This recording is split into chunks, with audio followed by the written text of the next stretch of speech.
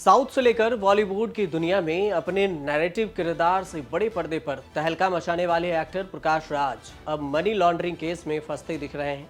ED Trichy based jewellery chain की पूंजी scheme से जुड़े घोटाले को लेकर उनसे पूछताछ के लिए ईडी ने नोटिस भेजा है। ईडी ने 100 करोड़ के पूंजी घोटाले को लेकर पूछताछ के लिए बुलाया है। ऐसे में सबसे पहले जानना यह जरूरी होगा कि आखिर ये मामला क्या है पूंजी स्कीम का घोटाला। उसके अलावा आपको यह भी बताएंगे कि आखिर प्रकाश राज है कौन। ईडी के नोटिस से पहले ईडी ने पीएमएलए के प्रावधानों के तहत त्रिची स्थित पार्टनरशिप फॉर्म प्रणब ज्वेलर्स की संपत्तियों पर 20 नवंबर को छापेमारी की थी। इस छापेमारी में आपत्तिजनक दस्तावेज 23,70,000 रुपए के बेहिसाब नकदी और 11.60 किलोग्राम के सोने के आभूषण जब्त किए गए। पूंजी स्कीम घोटाले मामले में ईडी ने तमिलनाडु के त्रिची के मशहूर प्रणब ज्वेलर्स की यहां छापेमारी की थी।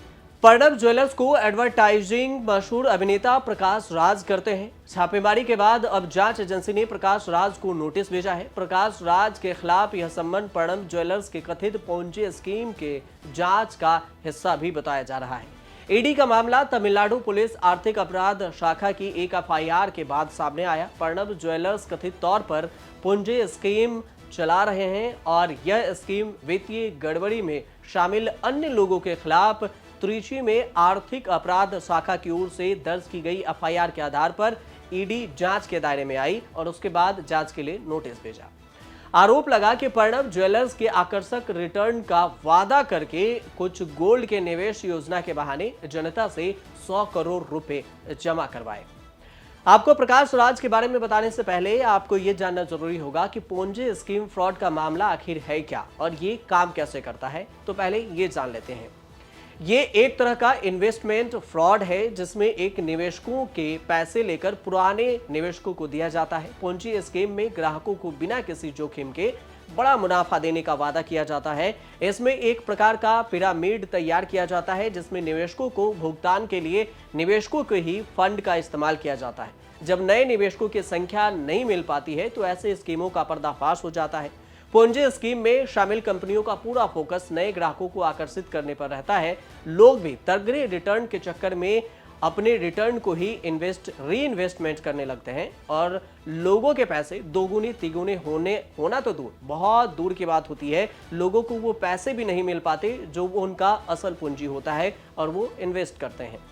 अब सवाल ये कि पूंजी स्कीम आया कहां से। पूंजी स्कीम फ्रॉड का नाम उस शख्स के नाम पर पड़ा जिसने पहली बार इसे अंजाम दिया था। उसका नाम था चार्ल्स पोंजी। ये फ्रॉड इतना पॉपुलर हुआ कि आज तक ठग इसे कॉपी कर रहे हैं। पोंजी स्कीम शब्द को 1919 में चार्ल्स पोंजी नाम का एक स्प्लेंडर के नाम से गढ़ा गया था। इस प्रकार की धोखाधड़ी वाले निवेश का पहला उदाहरण 18वीं शताब्दी के दशकों में देखा जा सकता है। चार्ल्स पूंजी की मूल स्कीम अमेरिकी पोस्टल सर्विस पर केंद्रित थी। पोस्टेज स्टाम्प स्कीम से जुड़े निवेशकों को अन्यत्र इस्तेमाल करने की वजह से इसे यह नाम दिया गया था। पूंजी स्कीम के रेड फ्लैग्स की अगर बात की जाए तो जब आपसे थोड़े या किसी अन्य रिस्क के हाई रिटर्न देने का वादा किया जाए तो आप समझ लीजिए कि इसमें पैसे इन्वेस्ट करने से ज्यादा रिस्क है। इन्वेस्टमेंट समय के साथ ऊपर नीचे होती रहती है। ऐसे निवेश को मार्केट की स्थितियों की परवाह किए बिना आपको पॉजिटिव रिटर्न देने का वादा करें, वहां आपको सावधान होने की जरूरत है। पूंजी स्कीम में आमतौर पर ऐसे निवेशक शामिल होते हैं जो SEC या राज्य नियामक के साथ रजिस्टर्ड नहीं होते। अगर आपको पेमेंट नहीं मिल रही है या पेमेंट निकालने में परेशानी हो रही है तो आपको दोबारा सोचने की जरूरत है। ज्यादातर पूंजी स्कीम में बिना लाइसेंस वाले लोग या अपंजीकृत कंपनियां शामिल होती हैं। अब आरोप क्या है। प्रणब ज्वेलर्स पर आरोप यह है कि उन्होंने सोने के निवेश और अच्छा रिटर्न देने के नाम पर लोगों से 100 करोड़ रुपए इकट्ठा किए, लेकिन बाद में ज्वेलर्स से न रिटर्न दिया गया और न ही लोगों के पैसे वापस किए गए। जांच में पता चला कि ज्वेलर्स लोगों से इकट्ठे किए गए पैसे को शैल कंपनियों में डाइवर्ट करते थे। और अंत में आपको बताते हैं कि आखिर प्रकाश राज हैं कौन। प्रकाश राज के बारे में कुछ जानकारियां। सब कुछ करने का जयकांत शिकरे का ईगो हर्ट नहीं करने का। फिल्म सिंघम का डायलॉग शायद ही किसी को याद ना होगा। रोहित शेट्टी की बनाई सिंघम में भले ही अजय देवगन ने बतौर हीरो शानदार अभिनय का प्रदर्शन किया, लेकिन इस फिल्म के विलन यानी प्रकाश राज को भी कोई भूल नहीं सकता। सिर्फ सिंघम ही नहीं, प्रकाश राज बॉलीवुड से लेकर साउथ फिल्म इंडस्ट्री तक की तमाम ऐसी शानदार फिल्मों में काम कर चुके हैं जहां दर्शक उनके रोल को भूल नहीं पाते। 26 मार्च 1965 को जन्मे प्रकाश राज एक्टर होने के साथ साथ डायरेक्टर और प्रोड्यूसर भी हैं। प्रकाश राज ने शुरुआती दौर में थिएटर में काम किया। इसके अलावा वे स्ट्रीट प्ले भी करते थे और उन्हें थिएटर में काम करने के लिए महीने में 300 रुपए मिलते थे। इसके बाद उन्होंने टीवी सीरियलों में भी काम किया और धीरे धीरे उन्होंने फिल्मों की तरफ रुख किया और उन्होंने कन्नड़, तमिल, मराठी, मलयालम और हिंदी फिल्मों में काम किया है। उन्होंने फिल्मों में कई तरह के किरदार निभाए। ज्यादातर फिल्मों में उन्होंने विलेन का रोल किया। उन्हें अभिनय के लिए नेशनल अवार्ड भी मिल चुका है। उन्हें फिल्मों में एक्टिंग के अलावा डायरेक्शन में भी काफी शौक है, डायरेक्शन भी किए हैं। उन्होंने फिल्मों के लिए अपना नाम प्रकाश राय से प्रकाश राज रखा था। 12 साल की छोटी लड़की से शादी करके वो चर्चा में भी आए थे। प्रकाश राज ने 2010 में कोरियोग्राफर पूनी वर्मा से दूसरी शादी की। दोनों की उम्र में 12 साल का अंतर है। शादी के 6वें साल 3 फरवरी 2016 को प्रकाश राज 50 साल की उम्र में बेटे वेदांत के पिता बने और वे प्रकाश राज की चौथी संतान हैं। पूनी से पहले प्रकाश ने 1994 में एक्ट्रेस ललिता कुमारी से शादी की थी।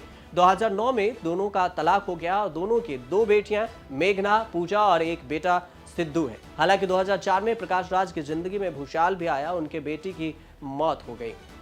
5 बार अंतर्राष्ट्रीय फिल्म अवार्ड जीत चुके हैं और जिसमें 6 बार नंदी अवार्ड, 8 बार तमिलनाडु स्टेट फिल्म अवार्ड, 5 बार फिल्म फेयर अवार्ड और 3 विजय अवार्ड, 4 सीमा अवार्ड और 3 सिनेमा अवार्ड उनके नाम दर्ज है। बीजेपी और पीएम मोदी के आलोचक भी हैं और सनातन धर्म को लेकर तमिलनाडु के मंत्री और सीएम स्टालिन के बेटे उदयनिधि द्वारा दिए गए विवादित बयान के बाद प्रकाश राज ने भी बयान दिया था।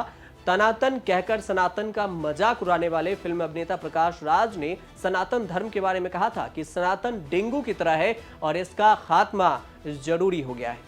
अब प्रकाश राज ईडी के रडार पर है और उन्हें ईडी ने नोटिस भेजा है। 100 दिनों के अंदर उनसे पूछताछ हो सकती है। आप देखते रहिए न्यूज़।